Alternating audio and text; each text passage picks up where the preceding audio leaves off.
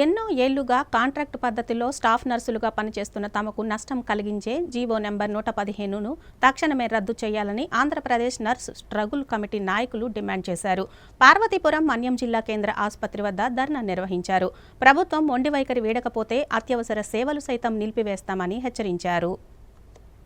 తమకు నష్టం కలిగించే 115 జీవోను రద్దు చేసి నోటిఫికేషన్ ద్వారా స్టాఫ్ నర్స్ పోస్టుల భర్తీ చేయాలని కోరుతూ ఆంధ్రప్రదేశ్ నర్స్ స్ట్రగుల్స్ కమిటీ ఆధ్వర్యంలో బుధవారం పార్వతీపురం మన్యం జిల్లా కేంద్ర ఆసుపత్రి వద్ద ధర్నా నిర్వహించారు. ఈ సందర్భంగా వారు మాట్లాడుతూ నిబంధనలకు విరుద్ధంగా విడుదల చేసిన 115 జీవోను వెంటనే రద్దు చేయాలని డిమాండ్ చేశారు. 3.5 ఏళ్లు జిఎన్ఎం కోర్సు, 4 ఏళ్లు బీఎస్సీ నర్సింగ్ కోర్సులు చదివి కొంతకాలంగా ప్రభుత్వ ఆసుపత్రిలో సేవలు చేస్తున్నామని, ఇప్పుడు తమను కాదని ఇటీవల శిక్షణ పొందిన ఏఎన్ఎంలను స్టాఫ్ నర్సులుగా నియమించేందుకు జీవో ఇవ్వడం అన్యాయమని అన్నారు. చిన్న చదువులు చదివిన వారికి పెద్ద ఉద్యోగాలు ఎలా ఇస్తారని ప్రశ్నించారు. ప్రభుత్వ ఆసుపత్రుల్లో రోగులకు మెరుగైన వైద్య సేవలు ఎలా అందుతాయన్నారు. ప్రభుత్వం తక్షణమే జీవో 115 రద్దు చేసి తమకు న్యాయం చేయాలని కోరారు. ఈరోజు జీవో నెంబర్ 115 అన్నది పైకి రావడం అన్నది చాలా విచారకరమైన విషయం.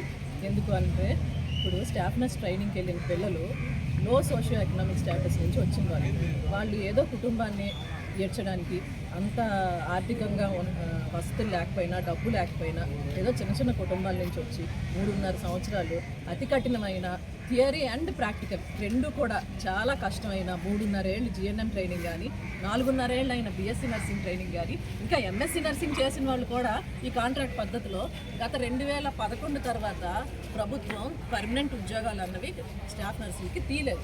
కానీ ఇప్పటి వరకు కాంట్రాక్ట్ మీదే పిల్లలు పనిచేశారు. చేసినా కూడా సమాన పనికి సమాన వేతనం అని మేము ఎన్నాళ్ళ నుంచి అడుగుతున్నాం. అది కూడా మా పిల్లలకి అందలేని పరిస్థితి జరిగింది.